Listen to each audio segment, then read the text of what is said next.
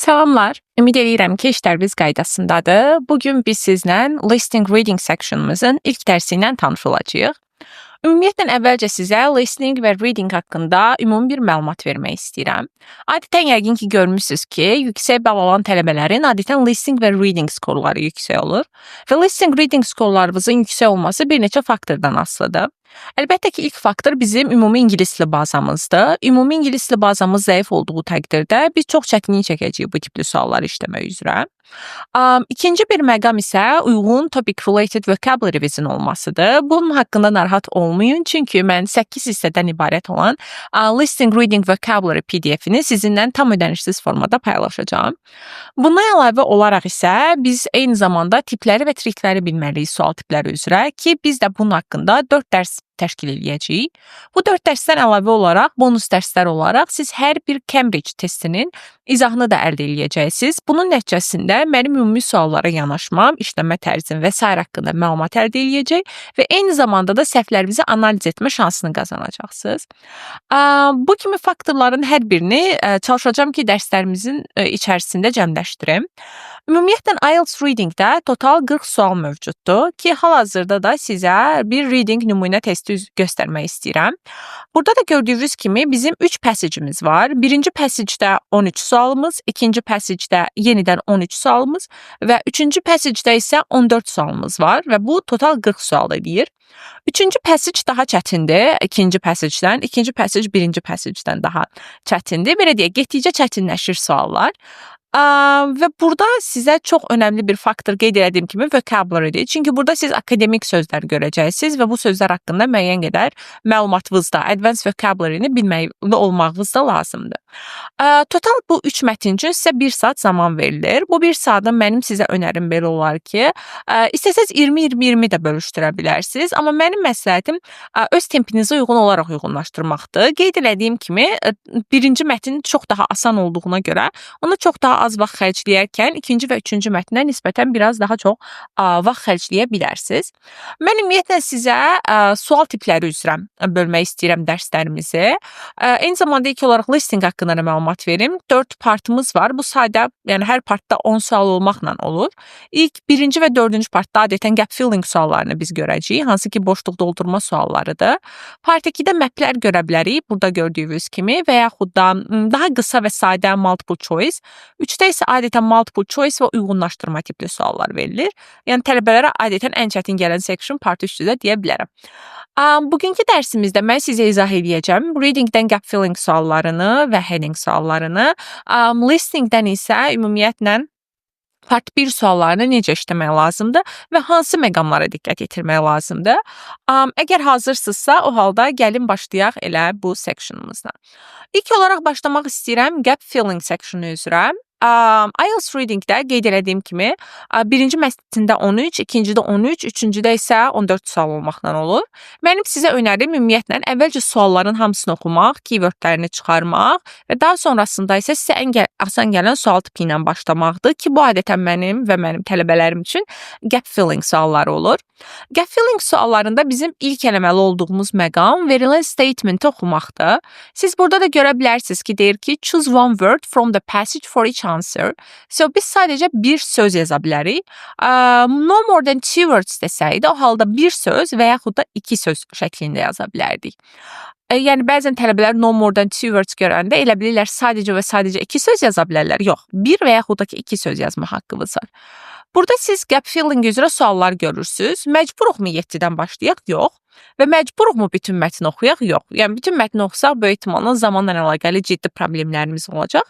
Bu tipli problemlərimiz olmasın deyə mənim sizə önərim keyword strategiyasından istifadə eləməkdir. Gəlin o halda başlayaq. Bəli, qeyd etdiyim kimi biz keyword taktikasından istifadə edəcəyik burada. Bəs keywordlər nələrdir? Baxın, ilk olaraq bizim keyword anlayışımız rəqəmdir. 11, 25 yaxud da hər hansı bir rəqəm gördüyünüz təqdirdə ilk olaraq bunu keyword götürürsünüz. Yox, əgər, rəqəm yoxdursa, bu halda xüsusi isimlər axtarmağa çalışın. Bu ola bilər insan adı, bu ola bilər yer adı, hər hansı bir capitalized letterlə olan sözlər. Daha sonrasında siz baxa bilərsiniz, bu da yoxdursa əgər ismə baxa bilərsiniz. Amma əlbəttə ki, ən rahat tapmaq hansı mümkündür? Dırnaq içində olan sözləri və rəqəmləri və böyük hərflə olan sözləri. Ona görə də ilk olaraq o sözləri keyword olaraq götürməyə çalışaq. Məsələn, biz burada 7-dən 13-ə qədər olan suallara diqqət yetirsək, mən avtomatik 13-də 11 rəqəmini görürəm və bu mənim diqqətimi çəkir. Ona görə də birbaşa 7-dən başlamaqdansa, içində rəqəm olan sualdan başlamağınız daha məqsədə uyğundur, çünki daha sürətli bir formada tapa biləcəksiniz. İndi bunun içindən keywordləri seçirəm. 11 matters və yaxud da ki, union canal sözlərini götürə bilərəm keywordum olaraq. İndi gedirəm 11 matters-i axtarıram mətnim üzərindən.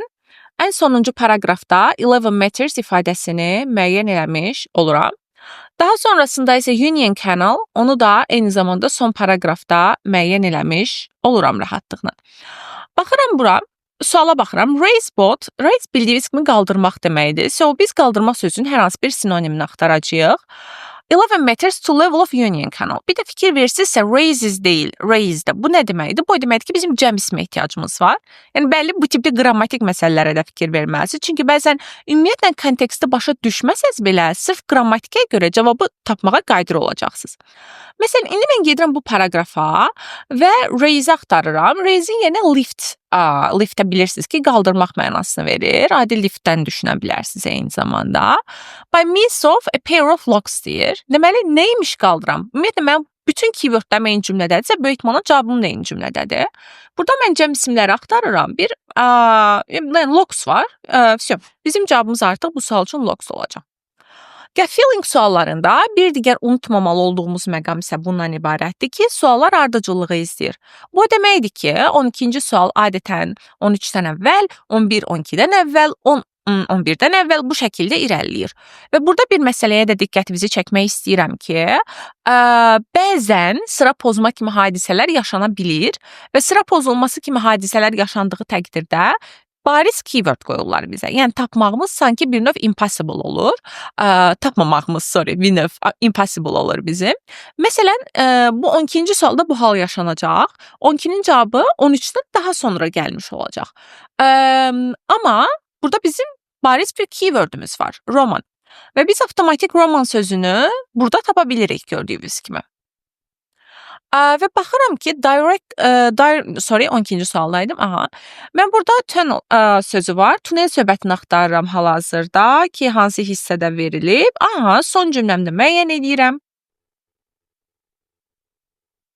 Və eyni zamanda beneath sözünü görürəm, hansının ki, mənası altında mənasını verir. Bir növ below ilə də sinonimdirlər. Yəni, under görürük burada.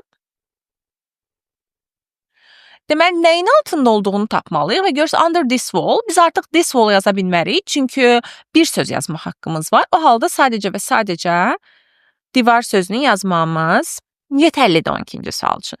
İndi sizdən istədiyim, zəhmət olmasa videonu hal-hazırda dayandırın və gedib özünüz 7, 8, 9, 10 və 11-ci sualları işləməyə çalışın. Bu readingin linki sizin üçün əlavə olaraq göndəriləcək, elə videonun altında. Həmin o linkə gedərək həmin sualları işləyə bilərsiniz. Daha sonra bizim discussionımız başlayacaq. İndi discussiondan davam edə bilərik. Ümid edirəm ki, getdiniz, işlədiniz. 11-ci sualda keywordimiz will'dir. Və başqa bir söz tapa bilirmi? Xeyr, sadəcə will. Və will'i mən bu hissədə müəyyən eləyirəm artıq. Daha sonrasında directly onto sözünü görürəm. Mən də directly və yaxud da ki, onto sözlərini axtaracam hal-hazırda. Və bu arada article yoxdur. Article verilməyibsə və bir söz tələb olunursa, onda bizim ya cəm ya da sayılmayan bir ismə ehtiyacımız olacaq. Gəlin bir yerdə axtarmağa başlayaq hətta bu hissəni. Will hissəsini qeyd elədiyim kimi müəyyən elədik.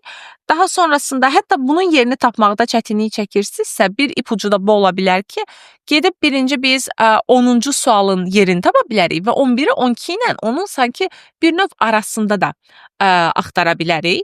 Amma mən bu arada cavabı tapdım. Will'ı bu hissədə müəyyən elədim və burada straight onto, hansı ki directly onto ilə sinonimdir. Cavab da bu verilmiş sözümüz olacaq. Sözlərin mənasını bilməyə ehtiyac yoxdur. Bunların daha çoxu termindir, verilmiş şəklə uyğun olan terminlərimizdir.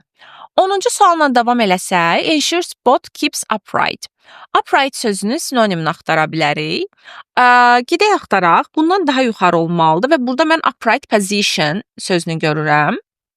Siz düşünə bilərsiniz ki, bizə bu cümləni nəyə görə verdilər? Çünki zaten burada two gondolas var və two gondolas burada heç bir belə deyək də bizim sualımız yoxdur. O cümlə nəyə görə verilib? O cümlə sizin 10-cu sualı tapmağınıza görə verilib. İndi gedirəm mən two gondolası tapıram ki, biz onu gondola hissəsini burada müəyyən eləmiş oluruq, müəyyən qədər. Hətta burada da var gondolas, gördüyünüz kimi. Bu o deməkdir ki, bizim cavabımız ondan daha sonra olacaq. Yəni gondoladan daha sonra olacaq. Deyir, a range of different sized something. Baxın indi, bəzən tələbələr bu ensure söhbətinə görə elə hesab eləyirlər ki, bizim ehtiyacımız var tək ismə. Amma bu ensures a range of-un xəbəridir. Different size deyirsə və a range of-dan sonra adətən bizim cəm ismimiz olur. Çünki bir sıra çeşidli bu mənanı verir. Müxtəlif ölçünün nələr olduğunu müəyyən eləməliyik biz. Adətən tələbələr qeyd elədim ki, bura gondolas yazır, amma nəyə görə gondolas olmadığının səbəbini ümid edirəm ki, izah edə bildim. Daha sonrasında biz eyni pozisiyasını saxlamaq. Baxın, ensuring, elə ensuring olaraq da saxlanılıb. Bu hissədə tapdım, gondolasdan sonra. Və upright position da always remain level, yəni səviyyəsini saxlayır mənasındadır. Okay, gondolas bizim cavabımız deyil. Çünki hər hansı bir sualın içərisində verilən söz bizim cavabımız ola bilməz və gondolas sözü artıq sizin də gördüyünüz kimi bu hissədə yazılmışdı. Və bizim bir cəm ismə ehtiyacımız var. Yəqin ki, Cox olacaq bizim düzgün cavabımız. Yəni, sadəcə həmin cümlənin içindən cəm ismimi müəyyən elədim və bu qədər. Davam edirəm 9-cu sualla. 9-cu sualda hydraulic motorsu keyword olaraq götürəcəm. Elə hydraulic motors hissəsini gördüyünüz bu hissədə tapa bilirəm. Drive deyir. Drive sürməyi, hərəkətə keçirmək mənasını verir. Burada da rotate ilə əvəz olunub. İki sözdür, amma biz ikinci sözü götürürük, çünki bir söz yazma haqqımız var. 8-ci ilə davam edirik. Yenə will götürə bilərik. Taken out, çıxarılmaq sözünü götürə bilərik və onları axtara bilərik. Gəlin axtarmağa başlayaq.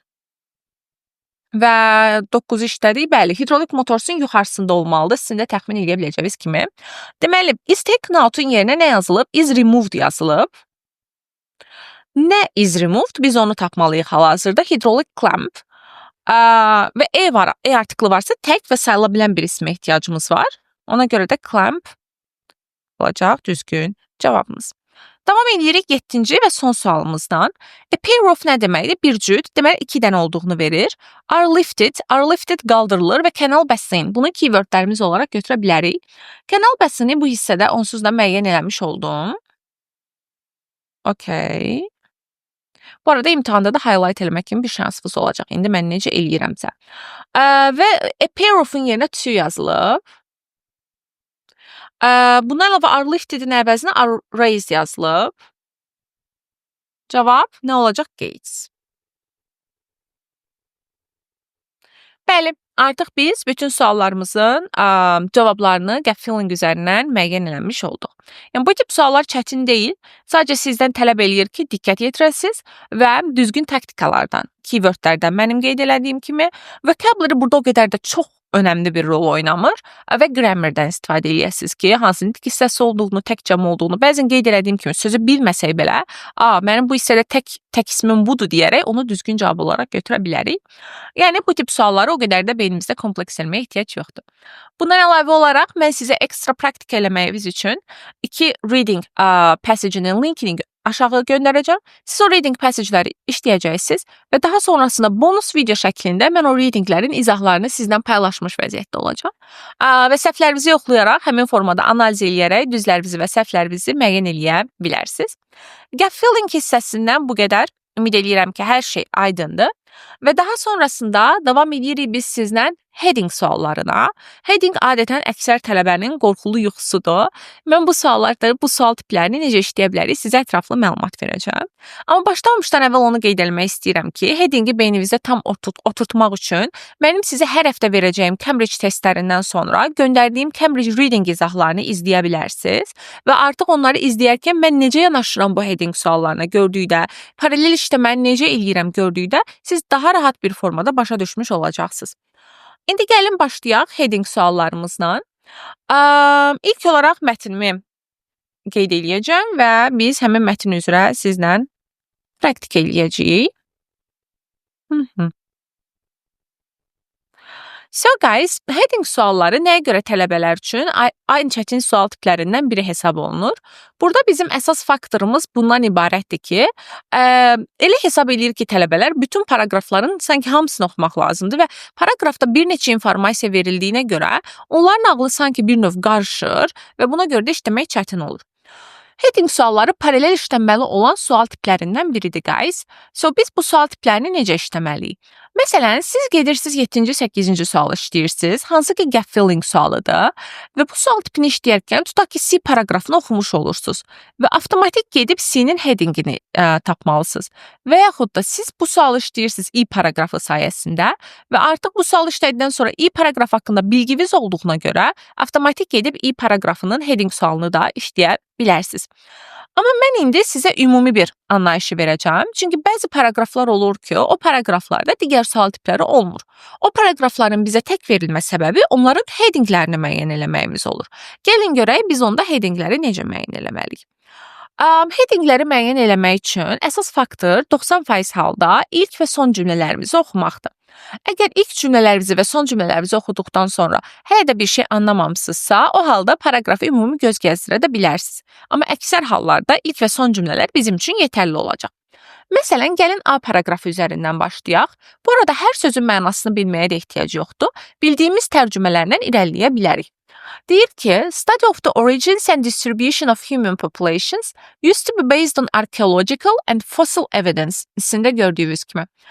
Bu tipli suallarda nəyə diqqət yetirməyimiz lazımdır? İlk olaraq onu qeyd etmək istəyirəm ki, birinci tərcümə edirik. Görürsünüz ki, araşdırma, mənbələri və paylanması haqqında insan əhalisinin əsaslanıb arxeoloji və fosil sübuta. Və son cümləmi oxuyuram. Hətta çalışın ki, ingilisini oxumadan birbaşa Azərbaycana sürətli tərcümə edəsiniz. Ən yaxşı informasiya erkən population movementləri haqqında indi əldə edilir yaşayan bədənin arxeologiyasından, ipuçları hansı ki genetik materialda tapılır. Daha sonrasında mən çıxdaş eləməyə başlayacağam. Bütün birbaşa düzgün cavabı deyil də, ilk olaraq səhv cavabları tapmağa çalışacağam.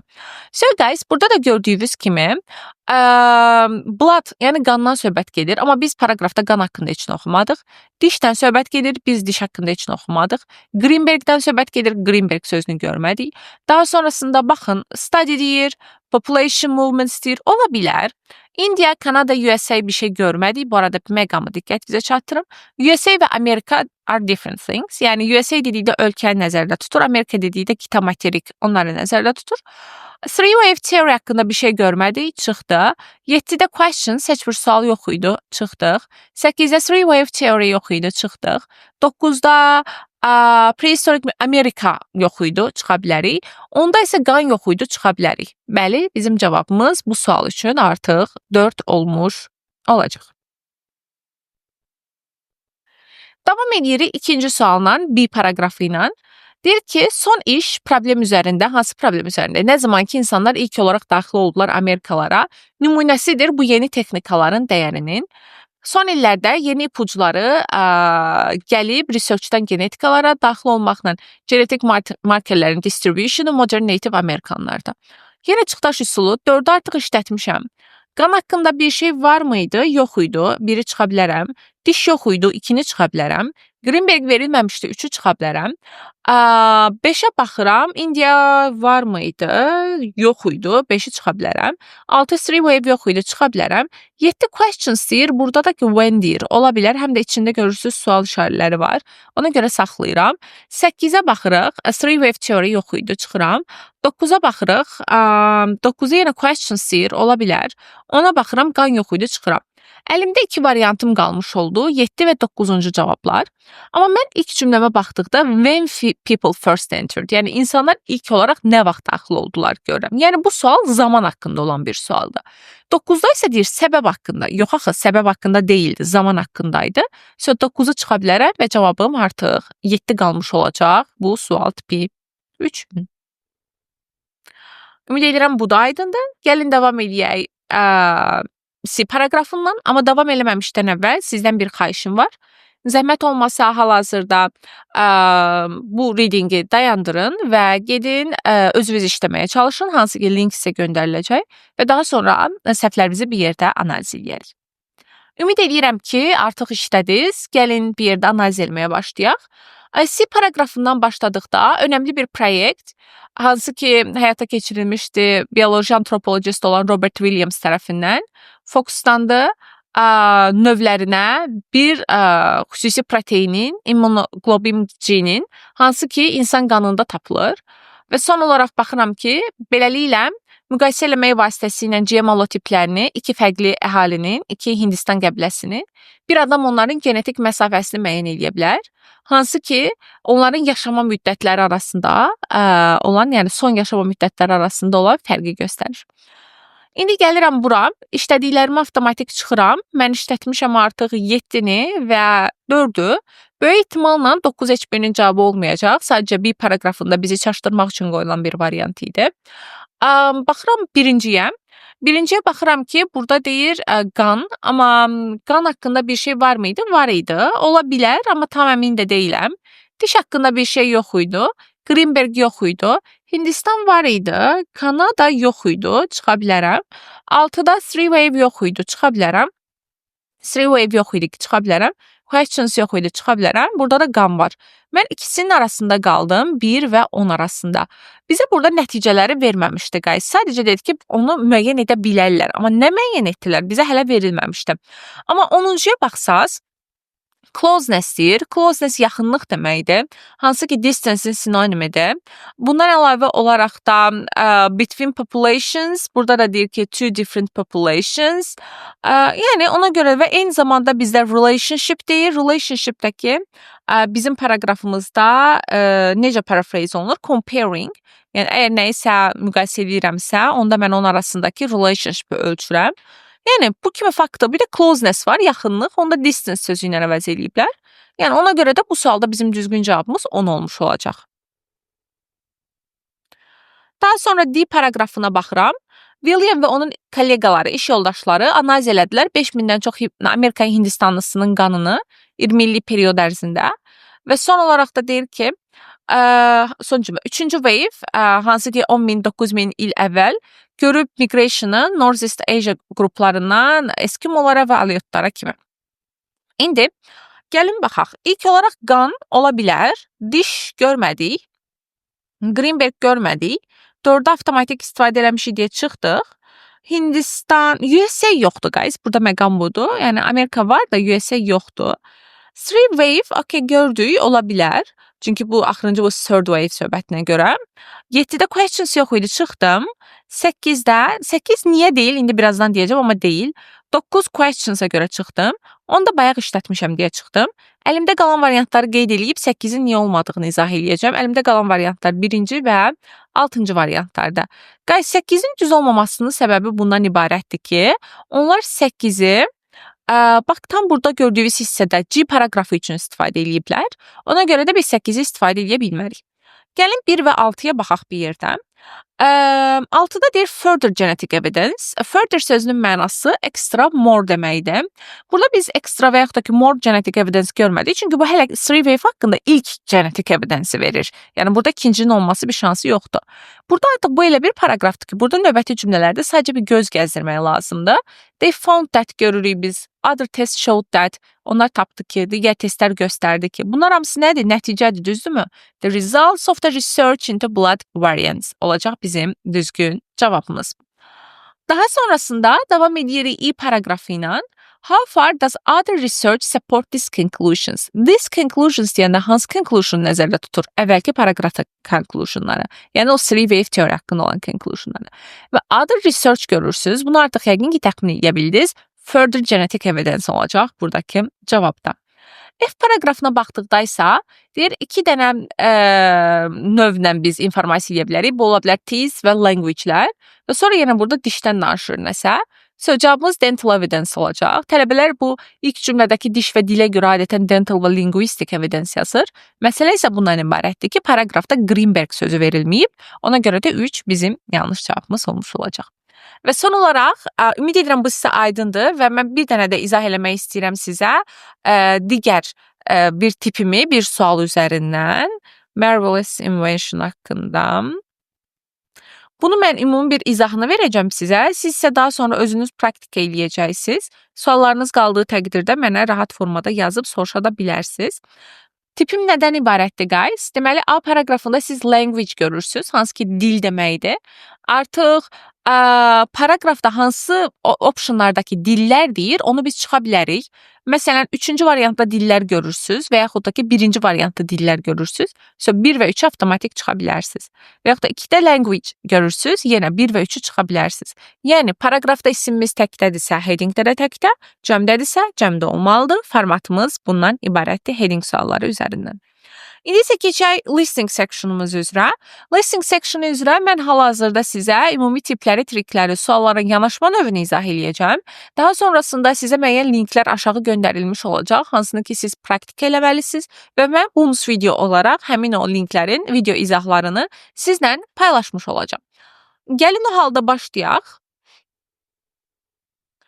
Deməli, ümumiyyətlə listening suallarında bizim diqqət yetirməli olduğumuz bir çox faktor mövcuddur. İlk olaraq part 1-da biz general statement-ə diqqət yetirməliyik. Burada bizə deyir ki, one word and or a number. Yəni biz bir söz yaza bilərik, bir rəqəm yaza bilərik və yaxud da ikisini də bir yerdə yaza bilərik. Bir söz, bir rəqəm, ikisini bir yerdə yazma haqqı. Burada title'larımız var. Children's Engineering Workshops gördüyünüz kimi, Tiny Engineers. Bunların məqsədi bizə sualda ardıcılığı izləməyə kömək eləməkdir. Nə vaxt ki Children's Engineering Workshops dedi, siz biləcəksiniz ki biz buradayıq. Nə vaxt ki Tiny Engineers dedi, siz biləcəksiniz ki buradayıq. Activities dedi, biz buradayıq və bu şəkildə ardıcılığı izləyə biləcəksiniz. Grammatical listeningdə də çox böyük rol oynayır. Belə ki siz burada ən görürsünüz, ən gördüyünüzə görə başa düşürsünüz ki sayıla bilən tək bir ismə ehtiyacımız var. Ona görə də bu hissədə sayıla bilən bir tək ismi yerləşdirəcəksiniz və site-lə başlayan. Və eyni zamanda içindən keywordlər çıxarın. Create, cover. Məsələn, create-i build-lə əvəz eləyə bilər, make-lə əvəz eləyə bilər, establish-lə əvəz eləyə bilər. Bu şəkildə paraphrase olunmuş ola bilər. Və artıq cover işləndən sonra siz fokuslanmalısınız ki, site-lə başlayan bir isim olsun. Tamamdır. Tutduzsa artıq bitdi. İkinci suala keçirik. Competition. Competition keywordümüzdür. Tallest, ən hündür deməkdir. Sinonim olaraq the highest. Competition eşitdikdən sonra fokusumuz artır. The tallest ya da the highest yəqin ki bir ismə ehtiyacımız var. Ən hündür nəyin olduğunu, ismi qeyd edirsiniz. Make a something powered by a balloon. Artiklı verilib, make-in yenə dediyi establish, build və s. construct deyilə bilər. Siz tək və sayıla bilən isim kimi nə tikilə bilər, onu qeyd edirsiniz. Sonra junior engineers keywordümüzdür, activities keywordümüzdür. Model cars, trucks, 2 dənə cəm isimimiz oldu. Demək, burada da cəm isimimiz olmalıdır. Bunlar build, tikilir. Yəni, tikməyə yenə construct deyə bilər, tutaq ki, bizə make deyə bilər, establish deyə bilər, bayaq dediyimiz kimi. Yenə competition keywordümüzdür. Longest, ən uzun nəyi tikirlər, biz də onu müəyyən eləməyə çalışırıq. Üçüncü sualda yenə create keywordümüzdür. Qısa nəyisə yaradırlar. Bir ipucu verim, burada cavab animation deyil. Çünki animation burada olacaq. Special animation software deyəcək orada. Ona görə də burada məsələn film ola bilər, movie ola bilər və s. listening artıq. Davam eləyək 7-ci sualımızla. 7-ci sualımızda sizin də görə biləcəyiniz kimi 2 feilimiz var. Build və program. Bunlar hər ikisi feildir və bizim artıq 3-cü bir feilə ehtiyacımız olacaq arasında. Burada 10 deyir. Ondan sonra 70% halda həftənin günü olur. 20% halda ayın tarixi ola bilər və yaxud da son olaraq verilə bilər hər hansı bir isim. Amma ən çox ehtimalla 70%-dən həftənin günü olacaq. Məsələn, Monday, Tuesday, Wednesday və s. şəklində. Və burada ayın tarixi olanda, məsələn, the 5th of May-dirsə cavab, sizin ehtiyac yoxdur yazasınız ki, the 5th of May. 5 May ya da May 5 ya da the 2nd of July-dirsə 2 July ya da July 2 yazmağınız yetərlidir. 9-cu sualda hərfləmə olacaq. Belə ki, burada bəzən adları, bəzən ünvanları hərfləyir. Məsələn, cavab arzudursa deyir A-R-Z-U, amma siz A-nin hansı olduğunu düşünəndə artıq digərlərini qaçıra bilərsiniz. Bu tip problemimiz olmasın deyə mənim də ekranda yazdığım kimi ilk olaraq Azərbaycan dilindəki formatlarını yaza bilərsiniz. Daha sonra bunu ingilis dilinə sonda, listeningin sonunda ingilis dilinə çevirə bilərsiniz. Sonda isə plenty of deyir. Plenty of'dan sonra bilirsiniz ki, ya uncountable ya da ki cəm ismimiz gəlir. Burada is olduğuna görə uncountable ismimiz gəlməlidir. Burada guys, burada belə suallar ola bilər ki, siz məsələn fuck will sözü. Fuck will sözündə həm F, həm də ikinci sözün başlanğıc hərfi olan W böyüklə olur. Belə sözləri məsələn kiçiklə yazsaz bu problem törədə bilər. Bu tipli problemlərimiz yaşanmasın deyə full listeningi sizə caps lockla işləməyi məsləhət görərdim. Onda daha məqsədə uyğun, daha rahat bir formada işləyə bilərsiniz. Ümid edirəm bura qədər aydındır və son 1-2 tipi də bitirərək artıq bu dərsi yekunlaşdıracağam. Burada da hal-hazırdakı listing üzərindən də görəcəyik burada sualları.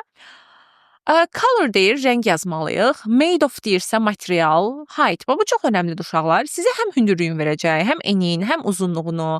Siz fokuslanın ki, mən hündürlüyünü yazmalıyam. Və artıq santimetr yazdığına görə siz neçə santimetr, yəni təzə santimetr sözünü yazmağınıza ehtiyac yoxdur. Yox, əgər santimetr verilməsəydi, siz qeyd etməliydiniz. Məsələn, price deyir, qiymət. Qiymətdirsə artıq siz qiyməti qeyd etməlisiniz. Məsələn 10 manat, 20 manat, 50 dollar. Amma məsələn 50 yazmaq düz deyil. $50, 50 dollar olduğunu qeyd etməlisiniz. Məsələn n deyir, baxın santimetr metr yazılmayıb. Siz yazmalısınız. Onda hərfləmədir, bunu izah eləmişəm. Price qiymət deyir, amma dollar manat yazmayıb. Siz yazmalısınız. Yazmasaq nə olacaq? Cavabımız səhv olacaq. Bunun da linki aşağı əlavə olunmuş olacaq. Siz ora gedərək işləyə bilərsiniz. Daha sonra sualınız yarandığı təqdirdə bunun izah videosu da göndəriləcək. Həmin izah videosu əsasında baxıb rahatlıqla izləməyinizi hər birinizə önərirəm. Bu arada bayaq listingdə başlamamışdan əvvəl caps lock basmağınızı önərmişdim. Əgər paper based-sizsə, cavab kartına köçürəndə full hamısını böyük çap hərflərlə qeyd etməyinizi önərirəm. Readingdə isə copy paste etməyiniz yetərlidir. Writingdə zaten normal necə yazırıqsa o formada yazırıq. Birinci dərsimiz bu qədər. Ümid edirəm ki, həm listening, həm reading haqqında həm ümumi məlumatınız oldu, həm də fokuslana bildiniz ki, bu sual tiplərini necə işləməyimiz lazımdır. Əlavə bir sualınız qaldığı təqdirdə isə bizə yazmağa çəkinməyin. Hələlik özünüzə yaxşı baxın. Bay bay.